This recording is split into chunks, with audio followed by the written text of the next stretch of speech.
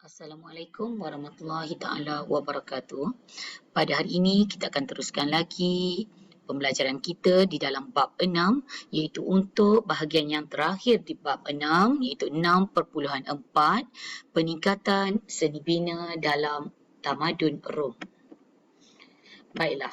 Jadi untuk hari ini standard pembelajaran kita ialah membincangkan peningkatan tamadun Rom dalam aspek seni bina. Jom kita lihat. Okey, yang pertama ialah faktor kemajuan seni bina Rom.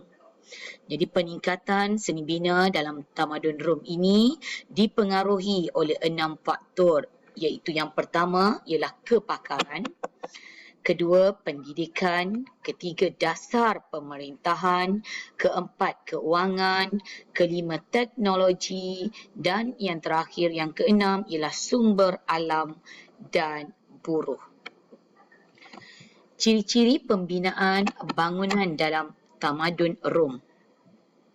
Jadi bangunan dalam tamadun Rom ini kita boleh lihatlah dari segi ciri-cirinya iaitu yang pertama adanya penggunaan siling. Yang kedua, tiang gaya Yunani. Ketiga, wujudnya penggunaan marmar. Yang keempat, saiz binaan yang besar. Kelima, kubah berbentuk bulat. Keenam, batu dilepa dengan simen.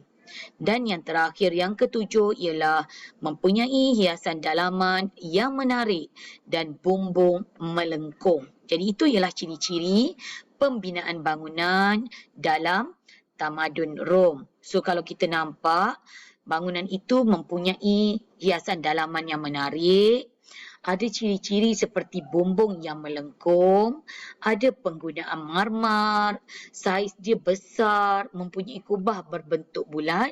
Jadi itu adalah di antara ciri-ciri pembinaan bangunan yang ada dalam tamadun Rom. Baiklah, seterusnya, Colosseum. Apa itu Colosseum? Colosseum merupakan tempat mengadakan persembahan dan pertandingan bersaiz besar seperti acara gladiator. Okey, binaan ini dimulakan oleh Raja Vespian pada 72 Masihi dan siap pada 80 Masihi semasa pemerintahan anaknya Titus. Ciri-ciri Colosseum ialah tinggi mencapai 50 meter dan lebar 156 meter sementara luas keseluruhan ialah 2.5 hektar. Luas kawasan arena 85 meter, darab 54 meter yang mana ia mampu memuatkan kira-kira 50,000 orang. Terdapat 80 pintu masuk di Colosseum dan tempat duduk yang dibina adalah dalam bentuk bertingkat-tingkat. Seterusnya ialah Pantheon. Pantheon merupakan binaan kubah terbesar sebagai tempat penyembahan dewa-dewi oleh masyarakat Rom. Okey, Pantheon ini dibina pada 27 Masihi oleh Marcus Vinicius Agrippa, namun ianya musnah dalam kebakaran pada tahun 80 Masihi. Maharaja Hadrian membina semula Pantheon ni pada tahun 125 Masihi. Jadi di antara ciri-ciri Pantheon ialah dipengaruhi oleh seni bina Yunani di mana di bahagian hadapannya mempunyai tiang yang kukuh. Seterusnya, kubahnya adalah besar dengan diameter 43 meter. C. Dinding dibina daripada batu bata yang dilepa dengan simen. Simen diperbuat daripada campuran air, kapur dan abu gunung berapi yang dikenali sebagai pozzolana. Okey, yang terakhir, puncaknya mempunyai ruang terbuka yang dikenali sebagai oculus berukuran 13 meter lebar bagi membolehkan cahaya masuk menyinari ruang dalam Pantheon. So ini ialah 4 ciri yang ada pada Pantheon. Seterusnya kita lihat pula berkenaan amphitheater. Amfiteater merupakan Colosseum mini ataupun gelanggang terbuka yang digunakan untuk membuat persembahan seni dan acara gladiator. Ianya membuktikan cara hidup masyarakat yang meminati aktiviti di luar rumah. Kita dapat 230 amfiteater dalam tamadun Rom. Banyak ya, 230 amfiteater. Okey, antara yang terkenal ialah Algem di Tunisia yang boleh memuatkan 16,000 orang, Arlis di Perancis yang boleh memuatkan seramai 20,000 orang. Jadi di antara ciri-ciri amfiteater ialah pertama, berbentuk lingkaran. Okey, gambar raja ni kamu boleh lihat dengan lebih jelas ya di dalam teks muka surat 131. Okey, dan ciri yang kedua ialah jumlah kapasiti penonton adalah berbeza. Itu ialah berkenaan ciri-ciri amfiteater. Seterusnya kita lihat pula berkenaan tembok pertahanan. Jadi apakah fungsi tembok pertahanan? Fungsinya yang pertama ialah melindungi daripada serangan musuh dan yang kedua ialah menjadi sempadan atau pemisah antara kawasan Rom dan bukan Rom. Perkembangan tembok pertahanan. Baiklah, tembok pertahanan ini bermula pada tahun 100 Masihi menggunakan batu yang disusun memanjang. Terdapat kubu kecil dan jarak sebatu iaitu 1.6 kilometer setiap satu yang dikenali sebagai Mile Castle untuk menempatkan tentera yang mengawal tembok tersebut.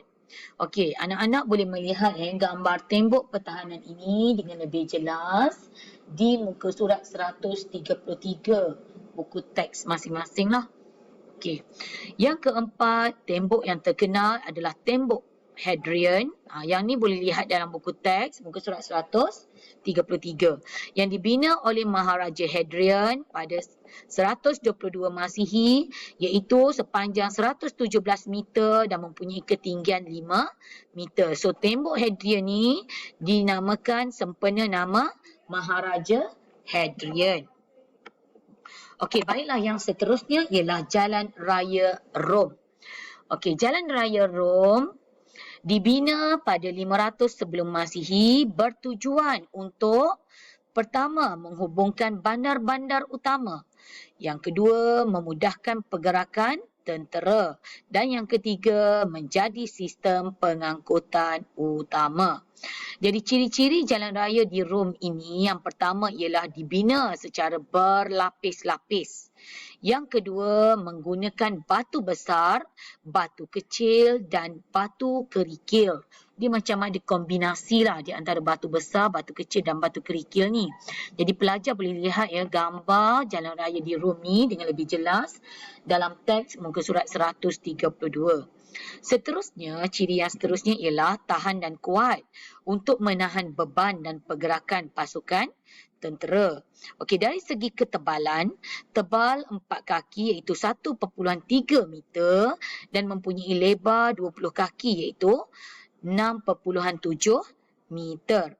Okey, terdapat batu tanda bagi menunjukkan jarak satu kawasan dengan kawasan yang lain. Dan di tepi jalan terdapat longkang untuk mengalirkan air agar tidak bertakung di atas jalan. Itu ialah ciri-ciri jalan raya yang terdapat di Rom. Seterusnya kita akan lihat ialah tempat mandi awam. Okey. Orang Rom percaya mandi melambangkan kehidupan bertamadun yang penting untuk kebersihan dan juga kesihatan. Tempat mandi awam yang terkenal di Caracalla dibina oleh Maharaja Caracalla pada abad ketiga Masihi dan boleh memuatkan 1,500 orang. Ciri-ciri tempat mandi awam. Yang pertama, boleh digunakan oleh setiap orang. Maksudnya sesiapa sahaja yang datang boleh menggunakan tempat mandi awam. Yang kedua, dikenakan bayaran tertentu.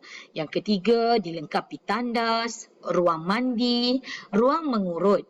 perpustakaan, bilik berehat dan bilik bersenam. Maksudnya bukan semata-mata tempat mandi sahaja. Malah dia ada tempat-tempat lain lah seperti ruang mengurut, perpustakaan dan bilik berehat. Okey, yang terakhir, ruang mandi terbahagi kepada mandi air panas, mandi air sejuk, mandi suam dan mandi wap. Jadi, untuk tempat mandi awam ini, pelajar boleh rujuk teks muka surat 133 bagi melihat gambar tempat mandi awam. Okey, cikgu rasa setakat itu dulu pembelajaran kita untuk subtopik yang terakhir ini. Kita jumpa lagi dalam PDPC yang seterusnya. Cikgu harap kamu dapat membuat ulang kaji terlebih dahulu. Okey, sekian. Terima kasih. Assalamualaikum.